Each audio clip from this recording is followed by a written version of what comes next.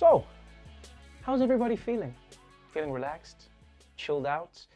Casually chewing your own tongue off from the stress? Because it has all come down to this. And on the weekend before Election Day, voters got one more chance to compare the two candidates head to head.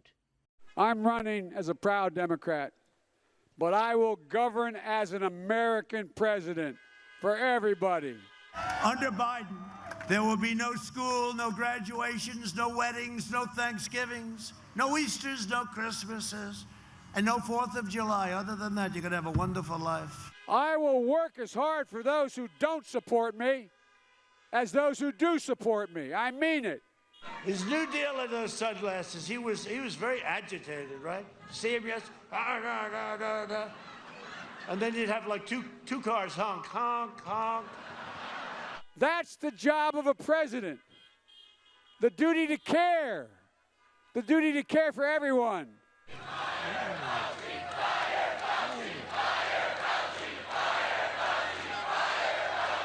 Don't tell anybody, but let me wait till a little bit after the election. Well, I think we know who Dr. Fauci is voting for.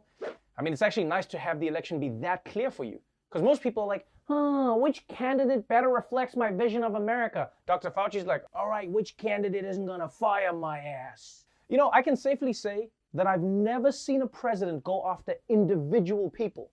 I'm shocked Trump hasn't just started pulling out the phone book like, what about Mary Henderson on Maple Street, everybody? Should we lock her up? Okay. The one piece of good news for Dr. Fauci is that now that his firing has become a rally chant, like lock her up or build the wall, it means it'll actually never happen. Either way, Biden and Trump's tones could not be more different. I mean, at this point, the election is like choosing between going to the ballet and breaking into the zoo to watch chimps mate. You know which one fits your vibe. And as November 3rd looms, there is no question that the streets are getting tense. I mean, as an African, I'm used to a certain level of pre-election threats, but whew, this is getting out of hand. Here in New York City and elsewhere around the country, there is a concern that the tensions are rising to the point where a lot of people feel unsafe. Police in Graham, North Carolina, using pepper spray on what was said to be peaceful demonstrators who had marched to the polls. To Beverly Hills over the weekend, about 4,000 pro-Trump supporters gathered to rally in support of the president. Anti-Trump demonstrators showed up and they clashed.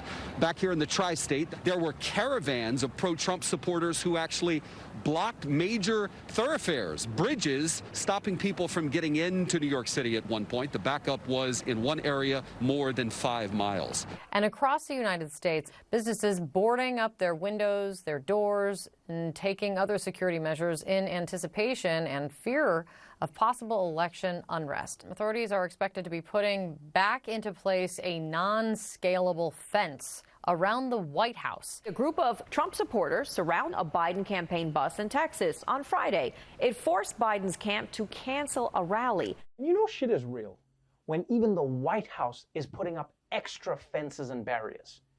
Although hopefully they're not letting Donald Trump decide what a good barrier is. We don't need a fence. We should just put a slightly steep ramp. No one can get past that. They're so dangerous.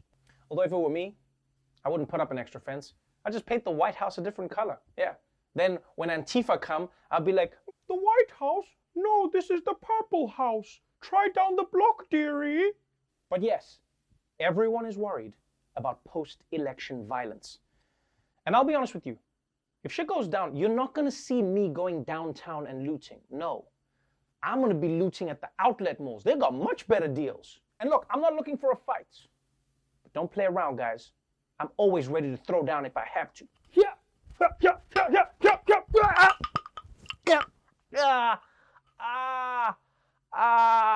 Is it bad? Now I have to taste my blood like The Rock.